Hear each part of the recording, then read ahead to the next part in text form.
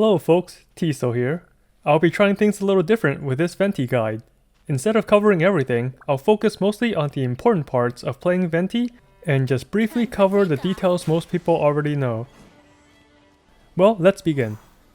Most people agree Venti is the strongest support in the game. His burst pretty much eliminates smaller size enemies, and his E hits like a truck and provides unique mobility effects. His cooldowns are also very low.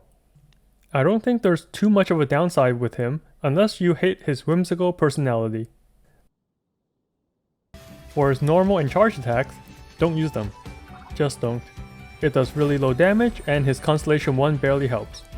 You'll get much better damage by using his E and Q than swapping to another character. His elemental skill, Skyward Sonnet, has very strong damage scaling and generates 3 energy particles if it hits an enemy. Most of the time, you'll be using the tap version. Holding this skill only does 37% more damage, but increases the cooldown by over twice as much. You actually want to use the hold version for special situations to avoid damage instead of doing extra damage. One situation for this is on the weekly boss fight against Child. If he ever puts an electric ring around you, instead of touching the walls, you can just float up with Venti's E and avoid Child's jump attack.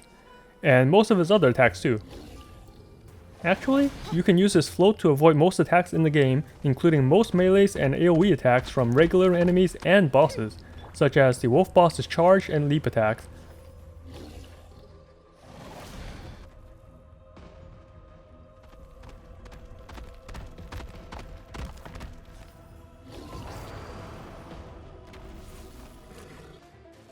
This also works on the large water explosions from the ocean it summons. Instead of running away from the blue jay and frog, you can just float up in the sky. Another use of this skill is to trick the ruin hunters to always do their bombardment attacks, opening up the weak spots. Whenever you fight these enemies, just hold Venti's E to force the bombardment attack, then drop back down and shoot the weak spot.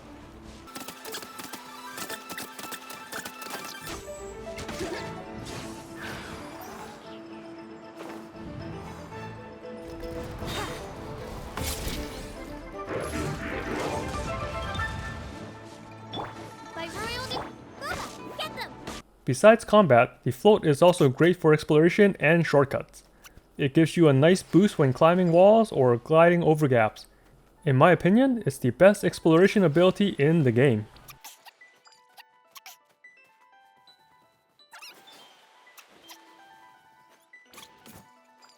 His elemental burst, Wind's Grand Ode, is what makes Venti the best support. At talent level 6, his burst alone will do 1052% enamel damage in 8 seconds to every enemy inside his ult. If you add another element, you will get an additional bonus of 526%, but that's not all. His enamel damage will cause swirl reactions up to 3 swirls per enemy. Time for takeoff. Swirl damage is based on 3 components: Venti's level, elemental mastery, and the enemy's resistance. Here's a chart showing the swirl damage with no elemental mastery and 0 enemy resistance. Swirl also has a small AoE, so an enemy trapped inside his ult will damage every other enemy inside his ult with swirl damage as well. Let's take a look at 2 scenarios. First, we'll have Venti doing his burst by itself and see the damage it does. We see a lot of numbers here. Each enemy will get hit around 20 times. The total damage from his burst alone is okay, nothing too special. This time, let's apply an element to an enemy first, so Venti's burst will also do swirl damage. We see a whole lot more numbers this time around, and the swirl reaction is constantly activating. This scenario did over 3 times more damage than the first one with just his burst alone. This shows how much stronger his burst is when you swirl an element. Each enemy will swirl 3 times during his burst duration, and the more enemies inside his ult, the more damage every other enemy will take. This is why Venti is such a beast. One quick E and Q and you'll end up doing around 4000% damage. Add in some resistance shredding bonuses and he'll do even more. This can also be done every 15 seconds, which is the cooldown of his burst. The ult needs 60 energy to cast, but with his Ascension passive, he'll only need 45 energy. As long as you have some elemental recharge, about 150%, and use his elemental skill often, Venti will have his burst charged and ready before the 15-second cooldown is even up. And similar to other burst supports, you should E then Q. You will absorb the energy particles during his Q animation, and it gives you more time for other party members to do their thing. He does good damage by himself and gives everyone a lot of energy particles for their own elemental burst. For his talents, you will want to level his elemental burst and skill. Unless you want to waste materials like me, don't even bother leveling his normal attack. You won't be using it to do damage. I will put his burst as a higher priority than his elemental skill. His Ascension 2 passive lets you float and glide on his E. I already explained the benefits of this earlier. His Ascension 4 gives him and some party members 15 free energy whenever Venti ults. This is another reason why he's the best support in the current game. To ascend Venti and get these passives, you'll need tons of Cecilia. These flowers are located in the eastern part of Mondstadt and will respawn in 48 hours after you pick them up. You can also buy 5 flowers each week from Flora inside the city. Very quick talk about his constellations. C1 is useless and not helpful. C2 increases his damage a little as well as shredding physical defense. It's nice but nothing too crazy. C4 is his best constellation. It adds a good chunk of damage to his burst.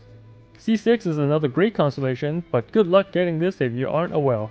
It increases the entire team's damage, and if you use this ability, make sure to swirl the proper element that you want to shred. This and the 4-piece Veneer bonus enables your team to do tons of extra elemental damage. There are 2 different weapon tier lists for Venti. One will be for his personal damage, and the other will be for boosting his team's damage. All these weapons are considered to only be at Refinement 1. Let's start with his personal DPS. The best bow is hands down the Skyward Harp. It adds both crit rate and crit damage, and it has the highest base attack out of all the currently available bows. The second strongest weapon for him is the Amos bow, purely for the attack power it offers. The passive won't be helping too much. The upcoming Alley Hunter can provide around the same damage as Amos bow as long as you spend the minimal time on the field with Venti and take the maximum advantage of the passive. Next, I'll put both Stringless and Viridescent Hunt in the same tier. If you are using Viridescent Hunt, you will need a couple of normal attacks during Venti's burst or when waiting for energy particles to return to maximize the weapon. I will also put the upcoming Windbloom Ode at the bottom of this tier since the Elemental Mastery stat doesn't add too much attack, but it still helps. And the passive bonus attack percent after using an elemental skill is pretty good. This is also a free-to-play weapon that we can get to Refinement 5 in one of the upcoming events in patch 1.4. The other DPS bows don't add too much to Venti's personal damage. Use one of them if you don't have any of the other stronger ones.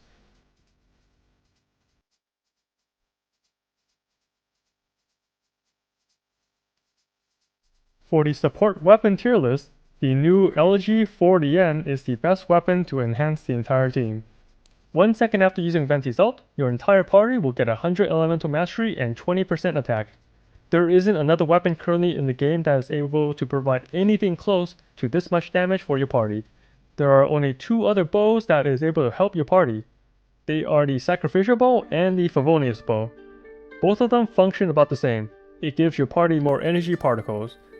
If it was up to me, I would use any of the bows from the personal DPS list to do more damage instead of choosing one of these 2 bows. The footage from earlier about Venti's burst damage was used with a Favonius bow because I don't have anything better for him yet. I will swap the Favonius bow with one of the other weapons in a heartbeat if I manage to pull any of them in the banner. I prefer my Venti to do more damage instead of focusing on energy particles since defeating enemies also give you energy particles. For artifacts, you want attack percent Sands, a Nemo damage goblet, and a crit helmet. For substats, you want to focus on crit rate and crit damage, then attack percent. Energy recharge is nice, but you don't really need more than 150%. Elemental mastery isn't that good for him since the swirl base damage is low. Attack percent helps his damage way more than elemental mastery. Also, for the crit rate and crit damage, try to keep a 1:2 ratio, with the total crit damage being twice as much as crit rate. For late game artifact sets, there are 2 to choose from.